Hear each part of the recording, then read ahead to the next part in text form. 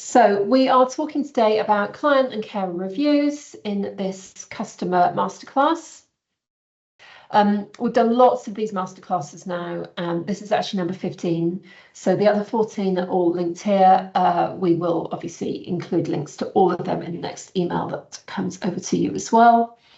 Two webinars that are coming up that you may be interested in. I would really recommend both of these. So we have a demonstration of GP Connect. Now, if you've got GP Connect, you'll know how wonderful it is. If you haven't, and you're in England, I really, really, really recommend that you have a look at this webinar. Even if you kind of think, oh, we haven't got time to do it, we don't want to do it, just spend half an hour of your life on this webinar and see if we can change your mind. Not least because we have a provider there who said, oh, I've been putting it off and putting it off, thinking it was going to take me hours of work. It actually only took me 2 6 and it's saving him 3 days a week in terms of admin. I think they've got about 60 60 members. No, they're working with 60 UK users. So just to give you a kind of idea of their size, they're saving 3 days a week, not hanging on the phone to GPs, chasing up pharmacies and all the rest. And he is going to walk you through how it was for him. And we will also, if DSPT is holding you back, I'm going to have done a video about how to do DSPT through the eyes of the provider, and that will be available by then as well. The other webinar is to do with our sister company, MOA Benchmarking. So they are all about helping you with compliance. So they've got a module called Feedback and Complaints, and we're going to do a little demo of that. It's going to be a short webinar. So there's obviously no obligation on this, but it's a low cost additional thing that you can have, which again may, one, save you loads of time, and two, will really help you in your CQC and the CIW, that's the Welsh compliance related things. Okay, so I'm going to stop sharing my screen. Any questions, please pop them in the threads and I will deal with them. And I'm going to hand over to Emma and I will go off screen. Thanks very much, Emma. Thank you, and hi everyone. As mentioned, my name's Emma. I'm part of the support team. Just going to start sharing my screen. Okay, so yeah, today we're going to cover client and carer reviews. Before I show you how to add them to your client and carer profiles, I'll just show you how to find out what reviews that we have available for you. So if you open your main navigation and go to settings, then from here select reviews and you'll see carer review types and client review types. So we're going to look at client review types first. So we click on here. These are all the reviews that you'll have available. You probably won't have as many as I do here, as we've been adding some to our demo environment. You'll just have the default options. So if you're not seeing what you want there, you can just add your own by clicking on the plus icon on the far right. You can give it the name that you want. So,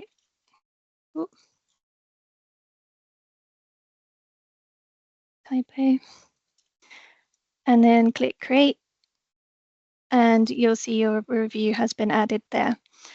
If you see any here that you want to change, you can just click on them, adjust the name and update, or if you want to remove it from the list, you can use this bin icon here to completely remove it as an option. So once you're happy and you've got all the review types that you want listed here, then you can go to your clients and select the client you want to set a review up for.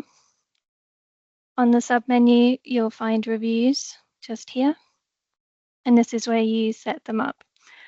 So again, you look for that plus icon on the far right-hand side.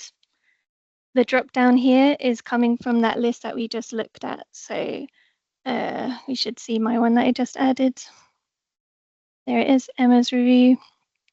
So if you're not seeing the option here, then just go back to settings, reviews, client review types, and add it in there, and then it will show on your drop down. So select your review type. Let's do a spot check. Due date, so the date that your review is due. So I'll put tomorrow. You can put any notes you want to here, and you can also upload files. You can upload multiple files if you want to, or just the one, or you can also come back and add files later. We don't provide any review documents, so these would need to be your own documents that you're uploading here. Once you've got all the details that you're happy with, click Create. You'll see a little stopwatch icon to show that it's not yet complete. You can see the due date nice and clearly here, the type of review you selected, and if you added any attachments, you'll be able to select them here. If you need to make any changes, just click on the three dots and edit. You could remove one of your files, add more files if you need to, change the review type, and just click Save for that to be updated. You can also delete it if you created it by mistake. And you can book in your review date, so the date that you're going to be completing that review. So we put today, and you'll see that that's now been booked in for today. So now if we go to our dashboard,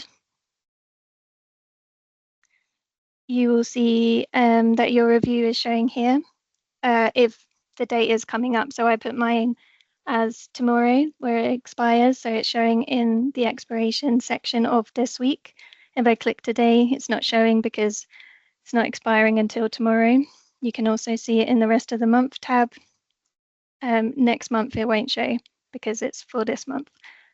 So you can click on these to generate a quick report.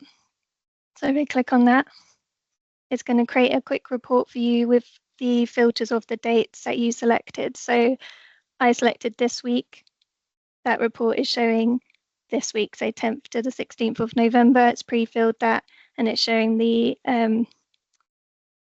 review that we just created. You can also do it for the rest of the month. Click on your review, and it will pre-fill from today to the rest of the month and your date up there. So that's just an easy way to generate reports and keep an eye on what you've got expiring. I will cover how to create these reports from scratch in just a second. So once you've set up your reviews and you've got your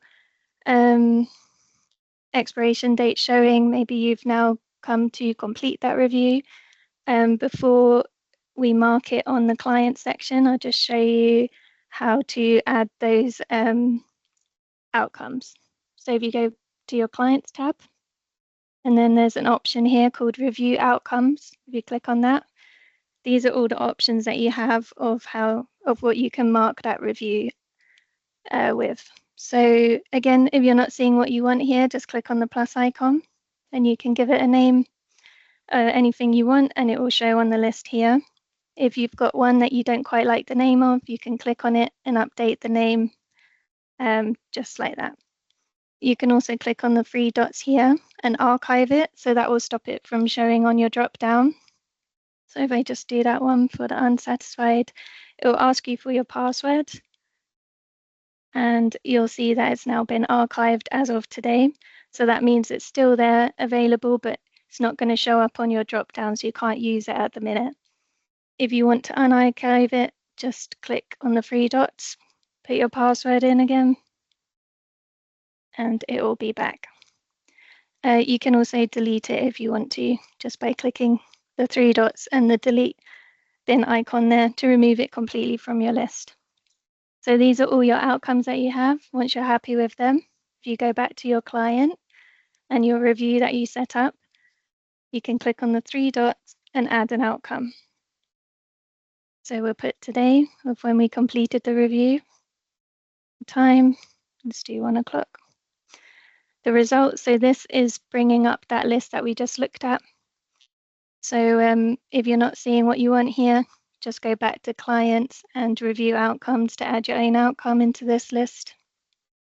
You can choose who conducted the review, so it brings up a list of everyone on your system. You can add some comments here, and you can also schedule your next review date. So once you're happy, click save, and it automatically brings up a new pop-up for you to schedule that next review. So maybe in a month or a year's time, you can set that up. So we'll do it for next month. and create it. So now you can see that this one has a tick next to it because it's been conducted. It was conducted today. We marked it as satisfied, and then we've scheduled our next review. So that's why it's got a little stopwatch icon, and we've yet to put the dates in there. So yeah, that's how you schedule and complete your reviews for your clients. It's very similar for your carers, but I'll just go through that as well. So Emma, again, can I just interrupt you? I think this is an appropriate time. Peju Yep. is asking whether reviews can be linked to any of the assessments in CareLineLive. Okay, yeah, you can't link them necessarily. What you could do is download the assessment and add it as an attachment, but they don't link on the system. Okay, so that's a really helpful workaround, just to download and then pop it up as an attachment if you know, if people want to have that kind of linkage. Thanks. Yeah, exactly. You can add whatever attachments you want there, so that would probably be your best way around that. Okay, so for your carers, it's a very similar process. First, we'll go to our settings and reviews again, carer review types. So again, just check you've got all the review types listed here that you're wanting to see. If not, plus icon to add your own. Click create to add it to the list. Again, you can click on any that are here to change the name or delete them if you want to. Then if we go over to our carers tab and select the carer we want to set up a review for, find the review tab, plus icon, and as before, this is the list that we just looked at under settings and review, carer review types. So if you're not seeing what you want here, just go back there to add it in. Put your due date, any notes that you want, files if you want to, click create. And as before, you've got your three dots where you can edit, delete, and book in your review. So book in today again. And if we go back to our dashboard,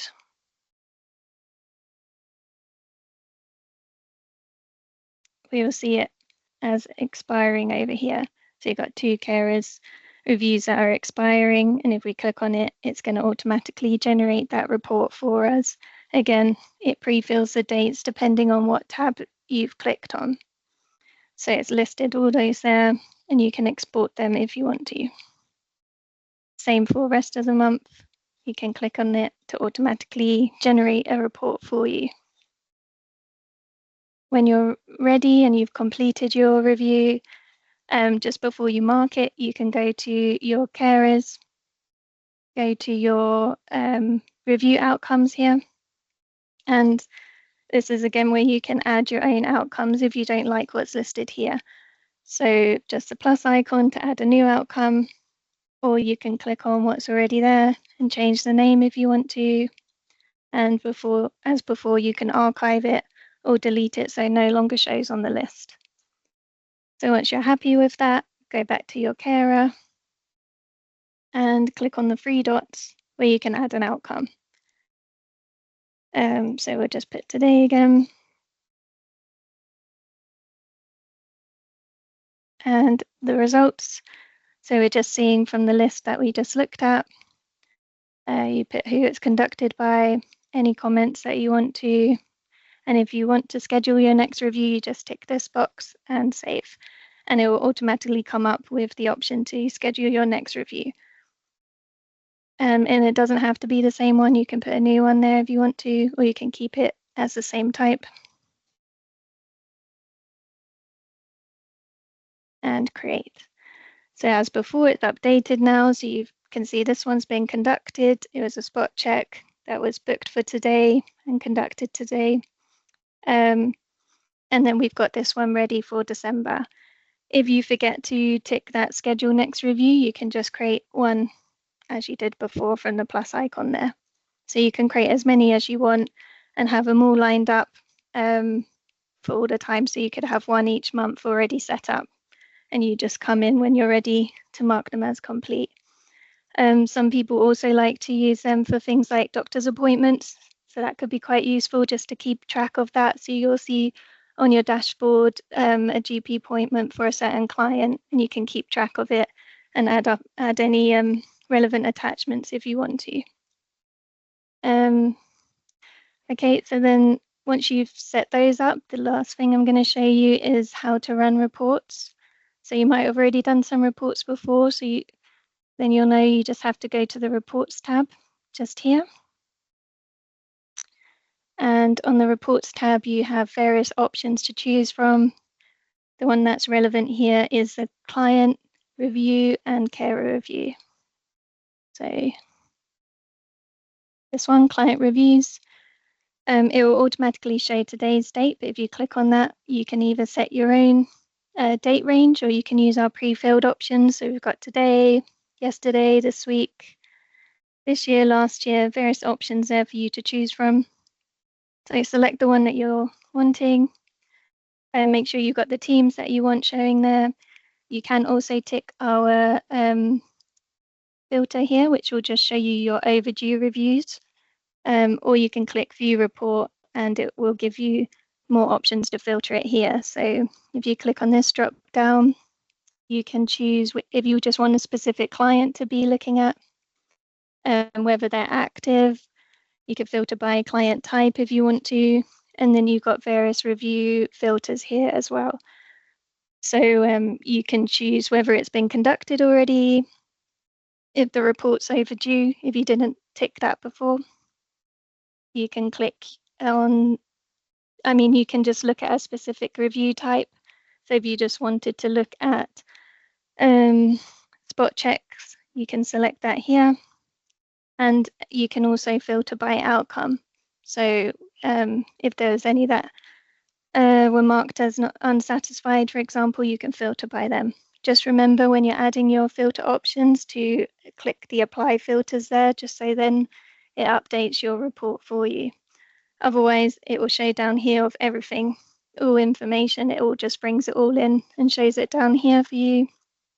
If it's quite a lot of information, it's not necessarily going to show it here, but you can export it either into a PDF or a CSV file, which is like an Excel spreadsheet. So you have those options just there.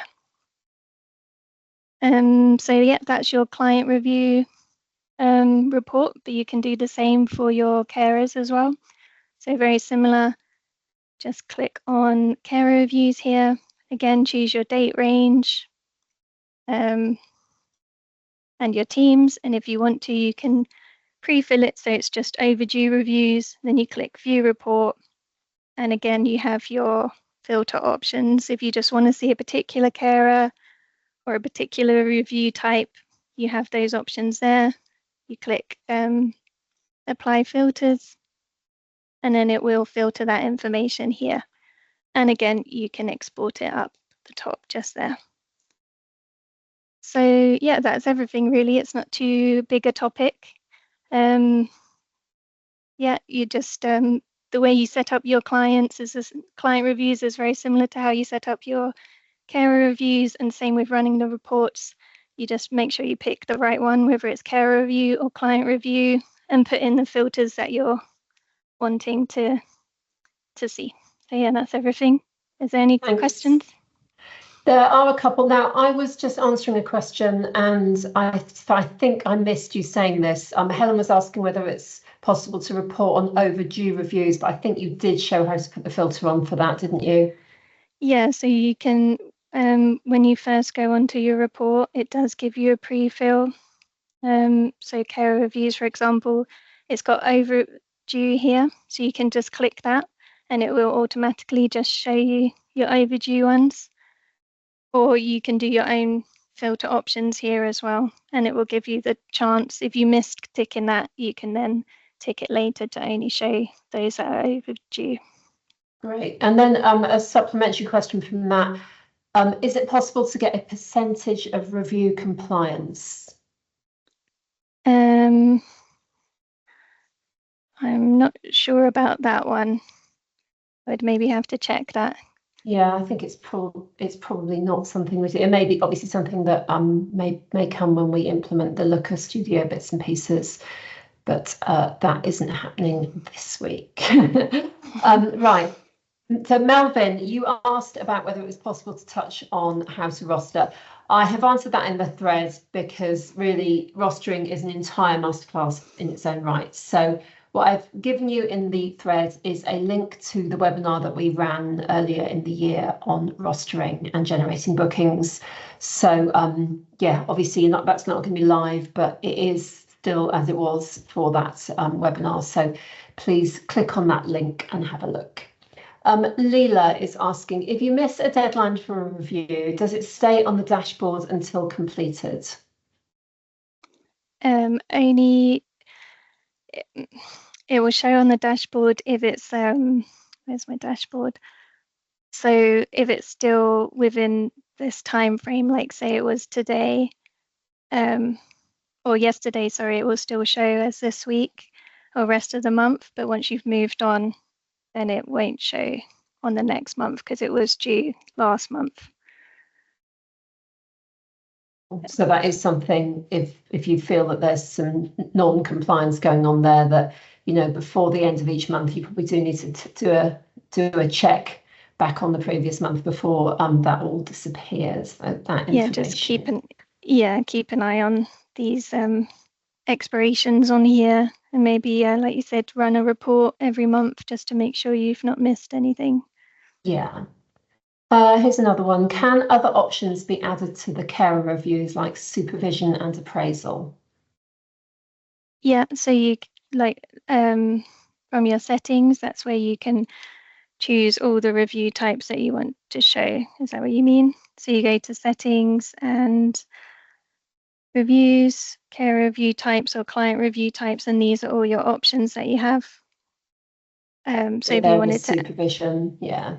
So these are appraisal. just, so you'll just have a set amount in there that we like default options that we put in for you, but you just click on the plus icon here and you would add whatever ones you want to add in there. So if you're not seeing supervision or appraisal, just click on this and add it and click create and it will show on the list. So you can add as many as you want and have them applicable to your company. Then Noah says, so this is a bit of a technical question. Your platform, so this is you showing this, Emma, seems to load instantly when you click an option, but at our end, this takes 2 or more minutes to load. I've highlighted this before with support, but there's been no improvement on our end to date. Is that a broadband issue or? It's quite a complicated issue with things like that. I mean, for my examples here, I have quite small, I don't have quite that many carers and clients that I'm loading in my team. So if you have a lot more data in your system, it is going to be a lot slower. But yeah, and then there's other issues that it could be, such as internet, various issues. So if you think that is a problem, then definitely raise a support ticket and we can dig into what's causing it. But yeah, mine will be a lot quicker because I haven't got a lot of data on my system at the minute. So Noah, I think the advice then, if this is continuing to be an issue for you, just raise a support ticket again and the team can have a little bit of a dig through.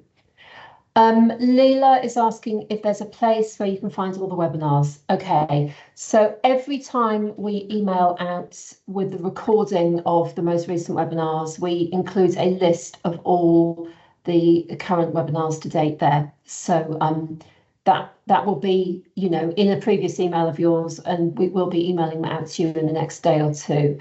Emma, is there a place on the support site where these are all listed as well? Can you remember? Not that I know of. We normally just send them out. So yeah, I'm not sure if there's somewhere people can access them. I'd have to check. That might be worth having a little look at to see whether there is a repository that we could put them in, because you'll find that whilst they are hosted on our YouTube, we don't make them publicly available to people that aren't customers. So you're not going to find them by searching on our YouTube. So these are kind of link only. but you will get them all sent to you shortly. And we've got another customer newsletter. We call it CareLineLive style. That's due to come out in around December, although it may slip to January. It kind of just depends on some internal bits and pieces being kind of ready for that newsletter, and we'll have a complete list of them on there as well. Peju suggests a request for roadmap for the assessments already in CareLineLive to be linked in some way to the review section so that the review dates are generated automatically following the completion of the assessments. Emma, are you happy to take that away and put that on the feature suggestion list? Yeah, of course. I know that list is being reviewed and worked through at the moment by Dave, who is pulling some common threads together on that. And if you've been, you as customers, if you've been keeping an eye on the announcements that have come out recently, masses and masses of little changes and bug fixes and other new features that we are in the process of rolling out. So there will be a few things for you to enjoy, including a few bits and pieces that a lot of people have requested over the years. Leila, was that the last email that had a recording in? Because that's the email that I send out, and I know that they will have. Anyway, look, I will promise you that those links will be in the next email. Emma, have we got an update on PRNs? I know they're absolutely underway, aren't they? Yeah, they're definitely in progress. I just don't have a timeline, but it's something they're working hard on at the minute. So it should be soon. And that, I guess, depends on your definition of soon, doesn't it? Yeah. I just want to share one other screen for you. Natalie's going to put a link in as well. We'll come back to these other questions after I've just talked about this. So CareLineLive does a survey every year which we call the State of Home Care.